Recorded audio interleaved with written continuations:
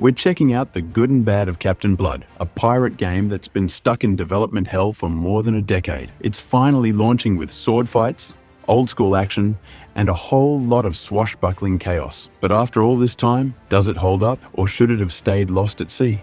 Captain Blood puts you in the boots of a classic pirate anti-hero, roaming the 17th century Caribbean in a world full of treasure, betrayal, and brutal combat. This isn't your typical open-world pirate simulator. It's more of a fast-paced, linear action game. Think hack and slash mixed with naval battles and a sprinkle of quick time events.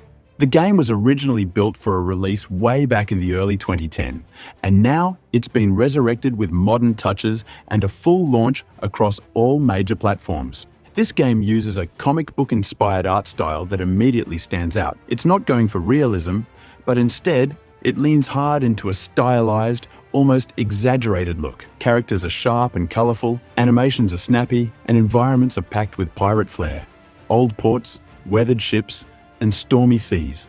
But even with the visual upgrade, you can still feel the age of the game. Some textures look flat, and animations can be stiff at times. It's a game that looks like it came from a different era, but got a modern coat of paint. Gameplay is where things get interesting, and also a little divisive. Captain Blood is all about sword combat, ranged duels, and over-the-top pirate action. You're cutting through enemies with combos, dodging cannon fire, and occasionally pulling off brutal finishing moves. It's simple, and it doesn't try to be anything else. The gameplay loop is fast: jump into a mission, fight a bunch of enemies, maybe board a ship, fight again, and move on. There are quick time events sprinkled throughout the bigger fights and cutscenes. Some might find these moments a bit outdated, but they do keep the action moving. And while the combat is flashy, it can get repetitive. Enemy types aren't super varied, and most encounters play out in a similar way. If you're someone who enjoys tight, fast-paced action games, this won't bother you too much. But if you're looking for depth,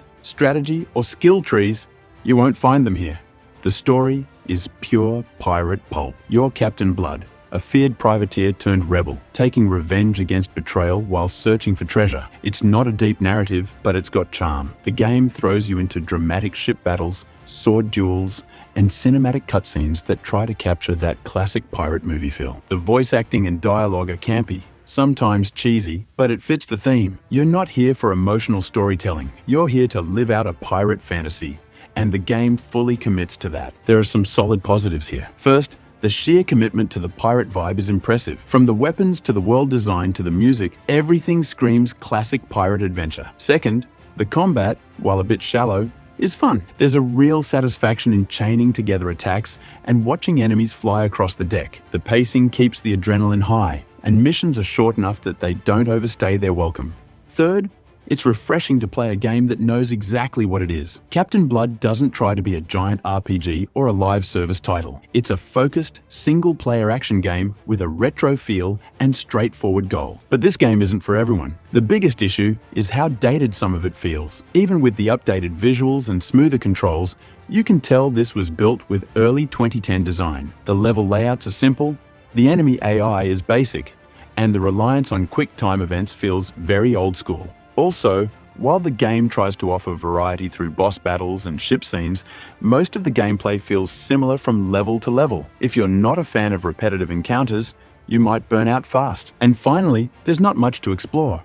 It's not an open world experience, and once you finish the campaign, there's little reason to return unless you're chasing achievements or replaying for fun. So, is Captain Blood worth playing based on demo? If you're into old school action games and you've got a soft spot for pirates, there's fun to be had here. It's not trying to compete with massive AAA titles. It's a smaller, more focused game that delivers some good sword slashing fun. On the other hand, if you expect modern combat systems, deep mechanics, or open-ended exploration, you'll likely walk away disappointed. This is a game frozen in time, brought back for fans of a very specific style.